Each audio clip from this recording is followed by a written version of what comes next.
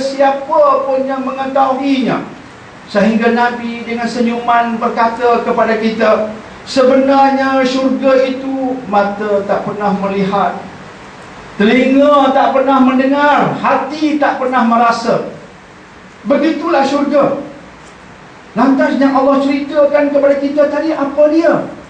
Sekadar nak fahamkan kita bahawa di sana itu semuanya indah, semuanya comel, semuanya cantik. Sehingga Allah menceritakan di sana ada pelayan-pelayan yang mulia. Di sana bukan tempat untuk kita memuaskan nafsu kehaiwanan. Di sana tempat kemuliaan. Ada pelayan yang mulia, kata Allah. Allah mengatakan mereka itu sebagai bidadari-bidadari yang kami ciptakan. Mereka gadis-gadis perawan, mereka gadis-gadis yang penuh cinta di hati mereka, diciptakan untuk golongan kanan. Dikaitkan dengan ayat sebelum ini, dalamnya tidak ada kalimat-kalimat lucah, tidak ada kalimat-kalimat keji, tapi kata Allah, illa qilan salaman salama. Perlu kita kaitkan dengan ayat itu. Dalamnya semua bahasa indah, bahasa mulia. Maka itulah cerita Allah tentang golongan kanan. Nak merangsang kita untuk pergi ke sana. Maka untuk masuk ke sana sebagai golongan kanan, di sini kena buat baik. Kesannya kita tak nak mencuri, kesannya kita tak nak menipu, kesannya kita bertemu 10 sen di tepi jalan, kita tak sanggup ambil, sebab ini bukan aku punya. Dan jika kita ambil, kita takkan masukkan ke poket kita untuk kegunaan peribadi. Jika kita ambil, kita salurkan kepada Baitul Mal, kita sedekahkan ke surau, ke masjid yang akan menggunakan wang itu untuk umum, tapi tidak kita gunakan untuk kegunaan peribadi. Mengapa tangan ini tidak masukkan wang itu ke poket kita untuk kegunaan peribadi? Sebab akhirat. Kita nak jadikan diri kita ahli syurga, dan apa yang kita buat tadi diharapkan membantu kita ke arah itu. Maka mulut kita dijaga, mata kita dijaga, telinga kita dijaga, tangan tidak pernah melakukan benda-benda keji, kaki tidak melangkah ke tempat-tempat keji, mulut tidak menjamah benda-benda keji, mulut tidak meminum minuman yang keji. Apa jadi pada kita? Peribadi agung. Peribadi agung ini dirangsang oleh keyakinan yang bernama kepercayaan terhadap hari akhirat. Harapannya dia akan menjadi ashabul yamin, golongan kanan yang kita sebutkan tadi. Itulah kaitannya dengan kehidupan kita di penjuru kita hari ini. Betapa rukun iman itu membentuk peribadi. Sebab itu ia rukun. Dia rukun, dia bukan forok, dia bukan ranting, rukun. Rukun Islam ada 5 rukun. Bila kita sebut rukun Islam, amalan. Tetapi sebelum kita boleh melaksanakan amalan, rukun iman kena tertegak dahulu. Rukun iman yang 6 perlu menghiasi keyakinan kita terlebih dahulu. Bila semua itu tertegak di hati, sebab dia rukun, dia pokok, dia akar, ranting-rantingnya cantik. Bila akarnya mantap, rantingnya cantik. Mata, telinga, hidung, mulut, tangan, kaki, ini ranting-ranting yang membuat kerja ini, yang melahirkan bunga-bunga dan buah-buahan dalam kehidupan ini, cantik sebab akarnya cantik. Itulah kaitan pada semua yang kita bicarakan selama ini. Lantas, begitulah cara Allah memuji ashabul yamin. Kemudian pada ayat nombor 41, Allah menceritakan tentang ashabus shimal, golongan di sebelah kiri.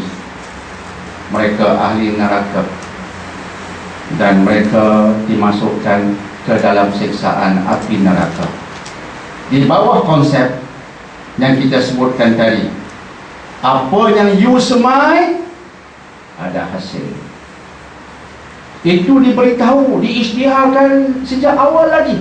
Di dunia lagi diberitahu, bukan di sana diberitahu. Itu tidak adil. Sekarang diberitahu, apa you buat sekarang ada hasil, diberitahu.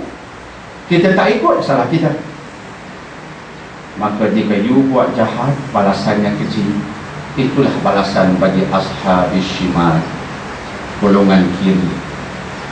Mereka buat benda kecil, balasannya air yang amat panas, angin yang amat panas, naungan asap yang hitam. Dan yang tak kita fokuskan sekarang ialah ayat 45 dan 46.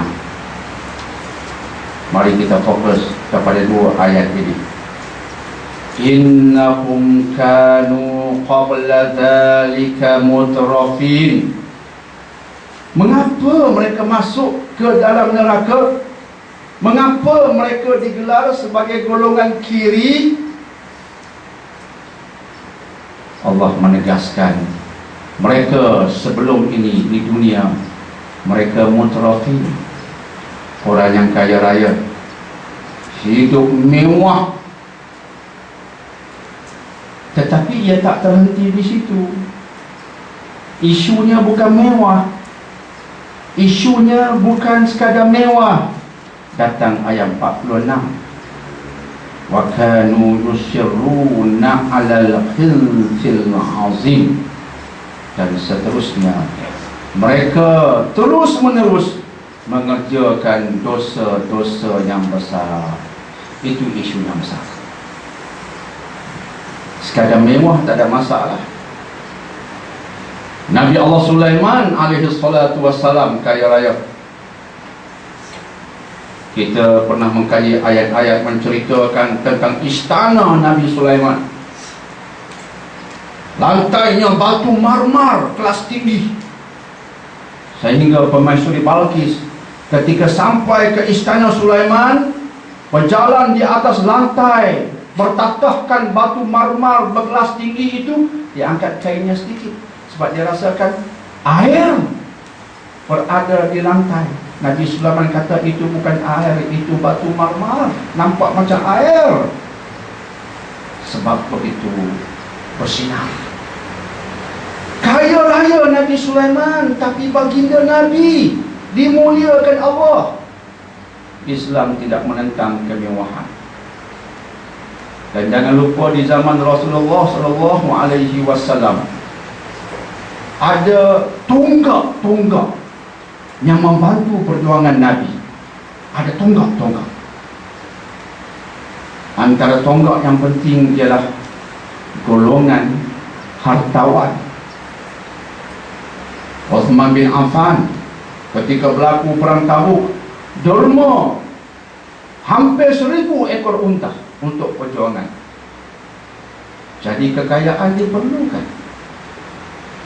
Kekayaan diperlukan. Pada hari ini kekayaan diperlukan.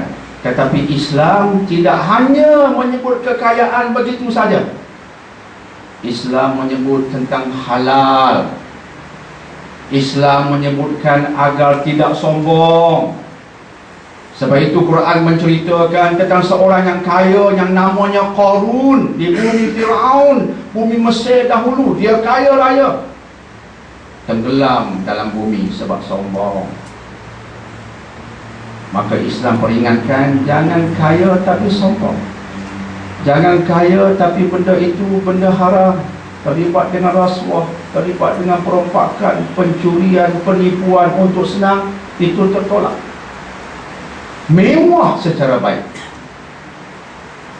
Tetapi dalam ayat yang kita bacakan tadi, Allah mengatakan yang masuk neraka itu golongan yang mewah, dan selepas dia mewah, dia terus menerus mengerjakan dosa-dosa yang besar. Maksudnya kemewahan itu mereka salah gunakan.